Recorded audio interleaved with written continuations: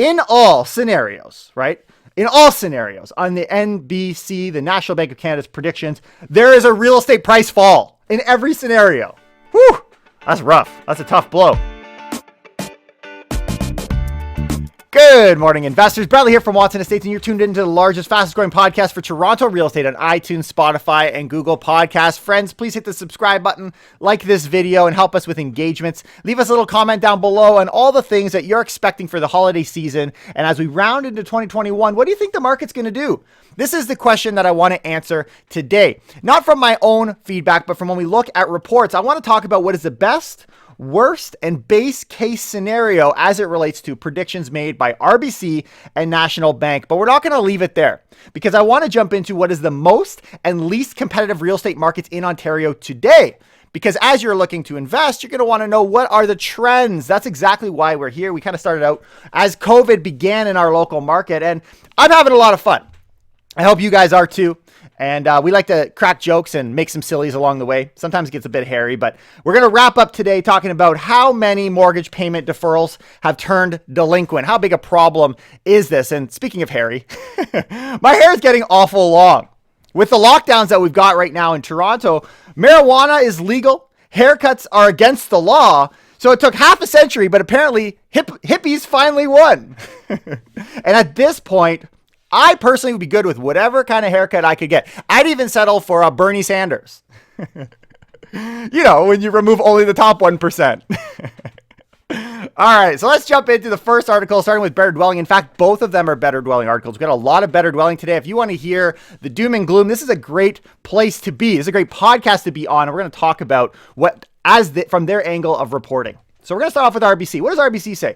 The title of this article is called RBC's Worst Case for Canadian Real Estate is a price drop of nearly 30%. Here's what the article reads.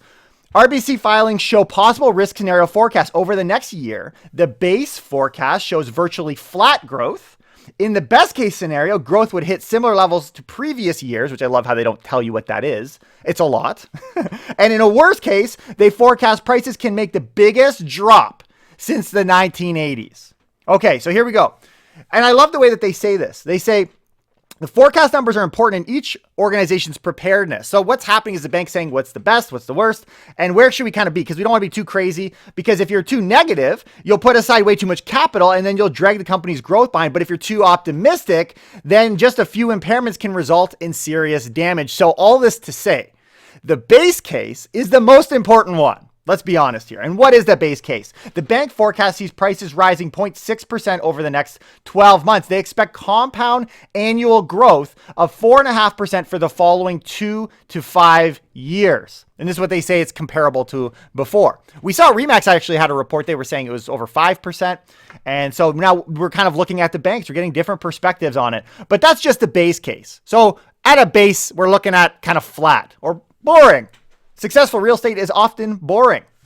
But what's the best case? What's the best? What's the worst? Which makes it as a level of excitement. Best case scenario is prices would rise 6%, 6.1 over the next 12 months, an annual compound growth of 11.1, which is pretty big. That's a pretty big estimate. But the highlight in this article is the worst case scenario. Give me the worst, Brad. All right, they say it's similar to Moody's worst. It's like this is the worst case scenario, but it's also backed by other people's scenarios.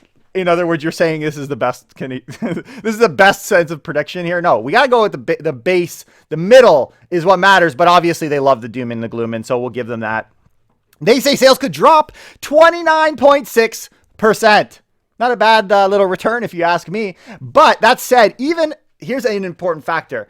Even if that's the case, they still expect compound growth of about 2.9% would follow in the next 2 to 5 years. So then from there, we would see steady growth. So no matter what, 2022 is looking out to be pretty good, even in our worst case scenario. The question is how big are we going to fall? At least that's the position that they would have in this article. And Better Dwelling, their analysis, here's what it is. Earlier this month, RBC's chief risk officer said he was putting more weight on the downside scenario. Oh, so they're leaning more towards that side. However, he didn't use the 29% price decline. Instead, he expects prices to fall around 7% and remain depressed until late 2023. Well, there we go. Tune in for depression for the next 3 years. I mean, if you want the market to drop, why do 7%? Just do 29%. The higher the better, right? If you're going to get a haircut, do it on a balcony. That way the cleanup is a breeze. So then that's one side. We got RBC. What about the other bank? Also a Better Dwelling article, separate article talking about National Bank of Canada. And if you think the first one was rough, again, Better Dwelling presents us with, it makes you wonder how many banks have come out with these reports. Is it maybe curious that these are the ones we're analyzing? We don't have everybody predicting price drops, but today it would seem that way. In all scenarios, right? In all scenarios, on the NBC, the National Bank of Canada's predictions, there is a real estate price fall in every scenario. Whew, that's rough. That's a tough blow. In their base case, they see modest price declines. The bank sees home prices falling 5.2% over the next 12 months. In this scenario, other cofactors are, so here's the consideration. So given this price, it's based on these assumptions. Number one is a substantial climb in GDP of 3%. They call it substantial, a substantial climb of 3%, right? And the unemployment is going to sit at 8.9%. Why I wanted to mention this, because usually that wouldn't be something I talk about, is it's important for us to note where we are today, because they're saying the assumption in that scenario would be 8.9%. But when we look at the unemployment since then, since these numbers, unemployment have actually declined now to 8.5. Previously, they were at 8.9. So we actually do see, though slow, an improvement in employment. Could this be pretty much saying that their predictions are inaccurate and maybe we're closer to a best case scenario? I don't know. I'm not going to say that. But if you're going to use that as your considerations, then we got to be honest with ourselves and say employment seems to be getting better. Now, one thing to mention, and the critics would say correctly, is that the amount of work, it would seem a lot of the jobs that have been unemployed have actually turned to permanent unemployment. So we're not going to get a full rebound in employment as you'd kind of hope. So, okay. So I guess the question left to us today is, are you looking for work, right? Are you trying to decide whether you want to be a hairdresser or maybe a short story writer? I guess it's a flip of a coin. Heads or tails? Okay, so stupid. All right, when we look at let's look at the optimistic side of National Bank. The best case scenario is a fall of 1.5%. Those assumptions, by the way, put us a GDP growth of 3.7 and unemployment settling at 8.4. Remember, we're at 8.5 right now. So maybe, I don't know. Can it go back down? Perhaps, I don't know. But when we look at the worst case scenario, the downside, according to the National Bank, is a fall of prices next year of 9.9%. So if you were to take between the worst case scenario of National Bank, the worst case scenario, or the predicted bad case scenario of RBC, we're floating anywhere between 7 to 10%. Put it into perspective, wherever that is. I mean, if you want to subscribe to the idea that the Toronto real estate market is about to get a haircut, make sure you carefully read all the terms and conditions. Okay, so that's the predictions for 2021 and the best, the worst. And obviously this is only taking a couple sources. There's many others. As I mentioned, we got Remax and there's going to be more that come. And I love hearing them. I mean, predictions are fun, right? But we got to look at what is the most and the least competitive markets in Ontario. Because this is an overall stat, this is the overall prices, is not going to really help us if we're invested in a couple cities. So let's look at a Toronto Stories article today, the 35 most and least competitive real estate markets in Ontario. Now, I'm not going to read you 35 cities. We're not going to do that to you today, but we are going to look at some of the highlights. Okay, so when we're over 60%, it indicates a seller's market, talking about the sales to new listing ratio, just kind of as a recap. If you get under 40%, it's considered a buyer's market. Now, I'm going to mention here today, there is nobody in a buyer's market.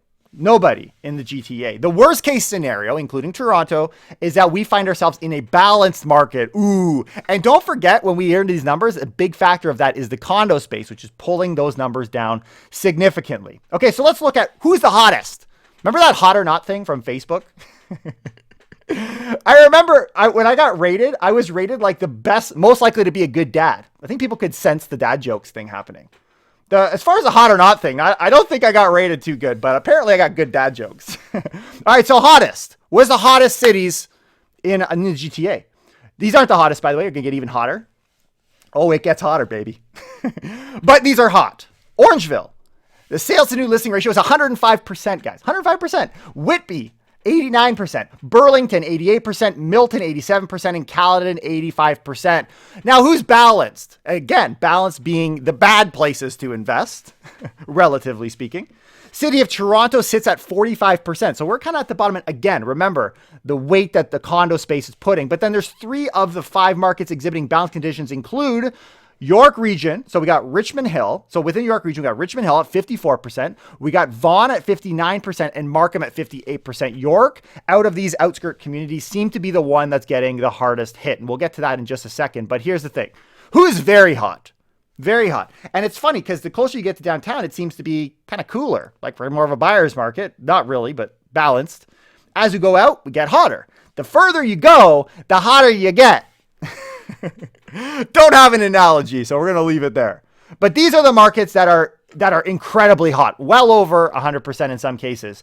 Sudbury, 100 sales to new listing ratio, 100%. Niagara Falls, 105%. Thunder Bay, 108%. And St. Catharines, a whopping 112%.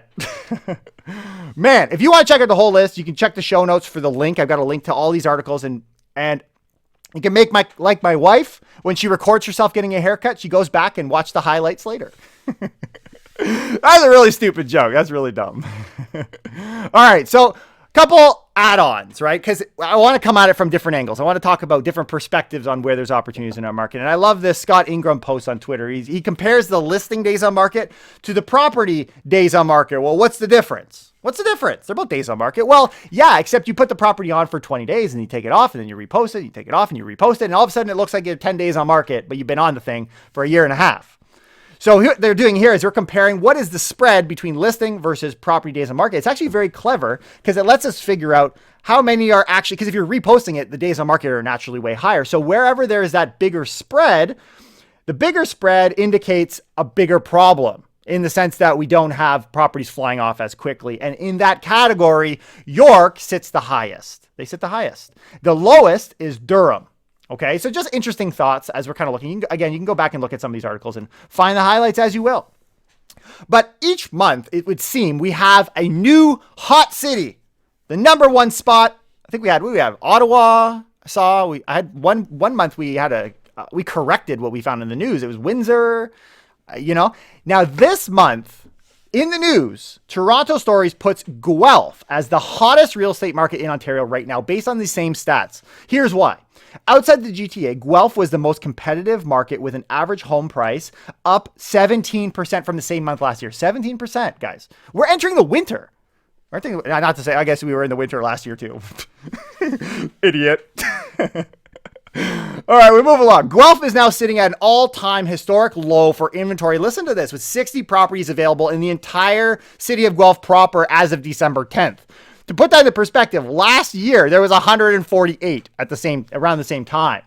That is a big drop off in the number of listings. That's some serious competition. Okay. Housing starts in the region are down 60% year over year. And the record low inventory could conceivably get even worse through the holidays and into 2021. It's hot. It's hot in Guelph. I'm a University of Guelph graduate. Woohoo! I don't know if it's a good thing because you think you're getting a deal, but you're not. You're really not. It's expensive. The Guelph market is busier than the post-lockdown salons. And you know what they call a line of dudes excitedly waiting for a haircut? A barbecue. But not the Rastafarians. He was dreading it. So stupid. So stupid. Oh, you know what? We're going to hit a winner today. We're going to get there. We'll get there. Don't worry. Just warming up. Comedy is not my thing. Okay, so then we compare ourselves against condos because obviously we've been looking very closely at outskirt communities. Looking at freehold. I mean, we're looking at Guelph, for goodness sake. Guelph. Well, what about condos? Toronto languishing, it's a BNN Bloomberg article. Toronto's languishing condos put mom and pop investors in a bind.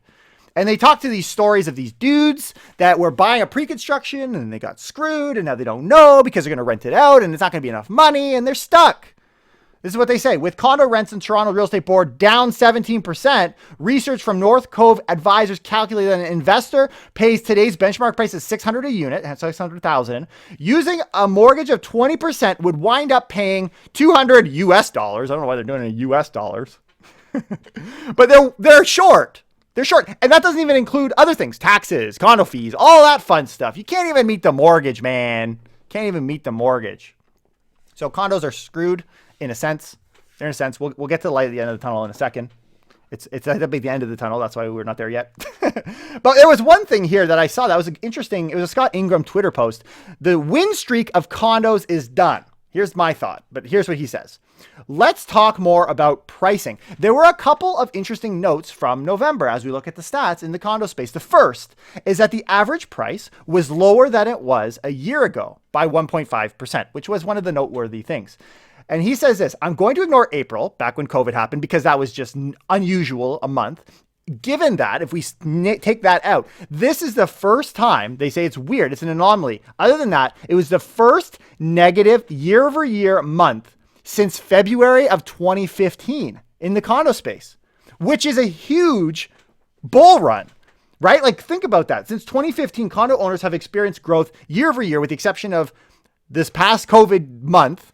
Other than that, these condos have been in a very strong position for so long. Is it any wonder that we would get a flex back the other direction? And all the sheeple out there who followed the herd are now getting a collective haircut. I guess you could say those pre-con sales were a baba shop. Here's the light at the end of the tunnel, okay? We're going to leave it here. It's not like there's not a lot of substance, guys. I'll be honest with you. I try and find some good in the news if we can for condo space. There was a John Pasales post, and I'll share it with you. Condo investors are rushing back to the market. That's what he says. Investors are going to set the floor on condo prices, not rents, not end user demand. And there's a couple of charts that were posted in his article that show the number of new listings are down a lot from October to November. This is talking about the condo space in the Toronto area, which is exciting if you're concerned about this rapid increase in listings that we've experienced. At the same time, we see the number of active listings seem to be dropping, which is common in November, but it actually seems to be dropping more than we've seen in the last few years. Some interesting food for thought, not to say that we've gotten out, that we've escaped from the wrath of the condo space, but just to say there is a possibility. There's a real possibility that maybe we're getting close to a price floor, assuming we can see this continued trend of aggressive drops in the number of listings. I don't know. I doubt it, but maybe. We'll see. And of course, as soon as that happens, as soon as I know what's going on, if anybody even knows what's going on, you're going to hear it somewhere on this podcast. Okay, let's do some hot topics. First off, BlogTO, available Toronto office space has quadrupled 4 times. That's a quad, right? Those are the quads I drive. You got 4. In 2020, as work from home continues, quote, clearly significant pent-up demand would be required, especially given the amount of new office space that will be delivered downtown between now and 2024. So not only has it quadrupled, but there's going to be a lot of new office space coming online, a lot. It'll be interesting. So we need a ton of demand in order to satisfy this thing, or we're going to have ourselves a problem. Talking to Bill Argyropoulos, give or take 1 or 2 letters, commercial real estate firm Avison Young. He's the principal. I guess it's a school. I don't know. The only time I hear the word principal is in a school. I guess I should, maybe I'll be the principal. You know what? I'll be the principal of Watson Estates. Title change. He also predicts, as we say, that pricing for office space will inevitably drop as a result, as residential rents in the city have. So the expectation here, based on this commercial real estate firm, is that prices in the office space will go down. And isn't any wonder when the number of listings are so high. With many traditional offices in Toronto now shut, here's the impact. Hundreds of restaurants and bars permanently closing, and the city potentially looking at another spat of gray level lockdown. No wonder people are actually moving out of the city now, and they don't have an office or other attractions to go to. They're like, why am I even here, man? I don't gotta work there. Life's closed. Restaurants are closed. I mean, this is no mystery. We've been talking about this for months. And when they talk about further closures, here's what they're referencing. The Globe and Mail just came out. Ontario moves 2 more regions into lockdown in bid to contain COVID-19. That includes our friends in York Region and Windsor, Essex County. They're going to join effective Monday morning at 12:01 a.m. They also are going to be going into lockdown. So York residents, listen to me very carefully. Make sure, I'm telling you from this side, get your haircuts this weekend. You got till tomorrow, because we're putting this out on Saturday. Get it while you still can. Even if it means taking a bit extra off, do it. Trust me, it'll grow on you. All right, moving along. The Globe and Mail also had an article coming out of BC. We've seen Toronto is now moving towards these vacant home tax, and we're putting pressure on the foreign across Canada, across foreign investment. Well, BC has been tackling this for some time, and it's interesting to see some of the things that they're doing. Well, something new has happened. Effective November 30th, according to the province, the Landowner Transparency Registry, which came into effect again on November 30th, is the first in the world to require ownership disclosure of land that is owned by corporations, partners, and trustees, also known as beneficial ownership. So a lot of people, from my understanding, are dodging the system. I'm going to read you a scenario just to kind of put it into perspective. They're like, imagine, this is just a quote from the article, imagine you're a foreign national, you're not supposed to have a capital gains exemption for your principal residence because you don't live there, but you say you live in Canada, and so you don't pay any tax on the profit. Then you can't bring that, you can't bring that profit back to China, so you don't report the profit in China. What do? You buy another property. Interesting scenario how this is all working out. So it's important that there's a level of disclosure and information, and BC is leading the edge. They're the guinea pig, as they describe in this article of sorts, to the rest of the world, not even just here in Toronto. And they've actually blazed quite the trail for us. Buyers were eager to make purchases under the cloak of beneficial ownership before the registration came into effect. The new registry means the government will finally know who owns what and hold those owners accountable for their fair share of taxes. If owners don't comply, the land title won't be registered. They're putting their foot down. Do you think this is going to happen in Toronto? Do you think it's going to happen around the rest of the world? My expectation is yes. I think so. So these are things that we want to be aware of. The government is sticking their nose more and more in order to get its fair share. But you know why? Ultimately, we got to pay the debt. Got to pay the debt, man. Then there's another article, a StatsCan post. Millennials make more than previous generations, but spend it on necessities. They spend it more on necessities. So here's what they say. New Statistics Canada data shows millennials make much more than Gen X did at their age. Despite significantly higher wages, they pay much more than the last generation did for basic necessities. That's further complicated by the fact that they also pay more in taxes. I mean, I get it. Like, as you go down these generations, it's getting harder and harder. The cost of living is going up. And so I've recently been trying to give back, by cutting my daughter's hair myself, save her the money, because it's a lot of money. I mean, I can't understand why she's crying. I'm the one that has to get a new daughter. So what are the millennials doing? Listen to this. At the median age of 31, millennials are 31. Oh, they took home an average of $90,000, which is 18.27% higher than Generation X did at the same age when you account for inflation. But the trade-off is this. Households pay $18,000 more for housing, water, electricity, gas, and other fuels. This is a whopping 31% higher, or just under 32% higher, after adjusting for inflation compared to the previous generation. So yes, we're making more money, quite a bit more money, but we're also paying even more money. I say we because I am a millennial. And we're paying more for the standard of living that we have, right? And then even just a generation ahead of us. At this rate, in order to afford and get a haircut, millennials will need to wait in the bushes for the gardener to come by.